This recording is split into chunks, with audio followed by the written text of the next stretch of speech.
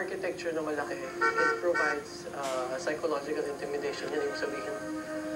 Any big thing na mataas, it provides na-intimidate tayo or maybe there's something going on that we can't control.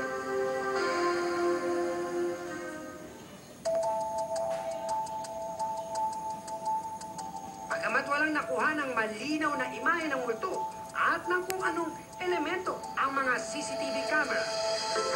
Ayon sa paranormal expert na si Eric, mga alaala ng nakalipas sa pangyayari ang nararamdaman ni Odette. May kakayahan raw kasi tayong mga buhay na maramdaman pa rin ang mga nangyari sa makalipas, lalo na kung naging parte tayo ng mga pangyayaring ito noon. Ayun, isa na imprint yun. Huwag kayong magtataka pag nakikita niyo yung mga gano'n, imprint lang yun. Pag nakipag-usap sa inyo, bisita yun. So nakikita lang namin. Mostly recording. Yung mga nangyari noon, past. Oo. Bagamat hindi nabigyang linaw kung si Richelle nga ba ang nagpaparamdam